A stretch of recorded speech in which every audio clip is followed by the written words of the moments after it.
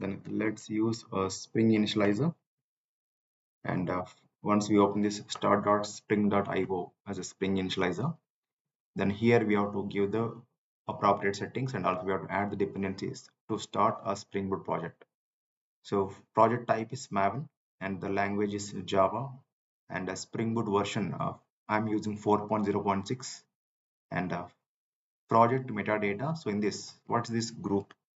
Group is nothing but the client's website name in reverse order. That means, for example, if your client is say SBI, then the website is sbi.com, then we're supposed to use com.sbi. And currently I'm just using a demo purpose, therefore let me use com.demo. And artifact is your project name, so you can give any project name here. So I'll give a Spring Boot project 1. Then a package name, so this is for developers to use it, so it can be the same as a group name, or it can be having any extension along with a group name, say sample.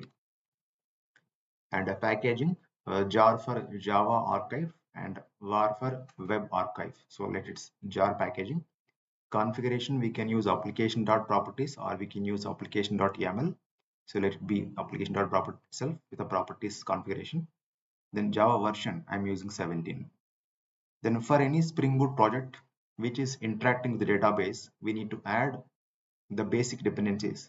So one dependency is nothing but Spring Web. So this makes your application is a web application, and if it is need to interact with the database, then we have to go for data JPA, which will take care about the database operations internally. And we need to add one more database. So here I'm using MySQL database as my backend. Therefore, let me use MySQL driver. So these are 3 dependencies if your application is interacting with the database to add it. So once we add these dependencies, then click on generate. So we will get one zip format of project setup. And once it is downloaded, then locate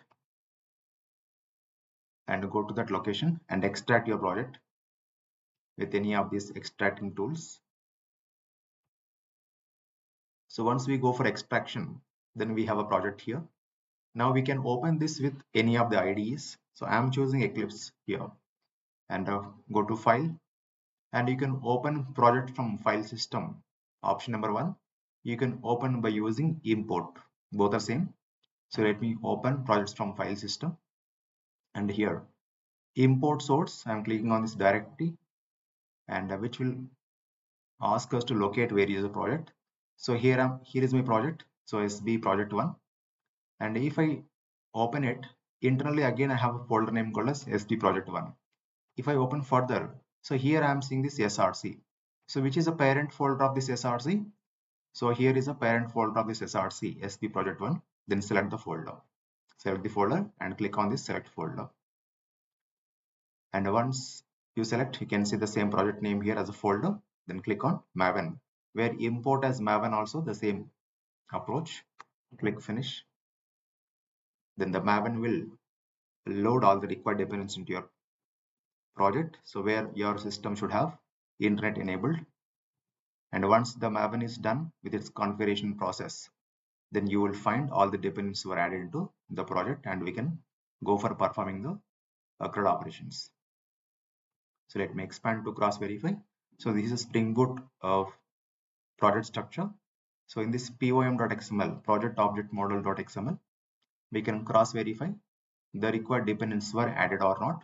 So we have added one Spring Boot starter data JPA and a Spring Boot starter web MVC, that is Spring Boot starter web, and this is data JPA, and one more we have added MySQL connector. So this is how we set up the project by using Spring Initializr, and then we add the required dependencies, then we download it, we extract it, and we can open by using any of the IDEs. Thank you.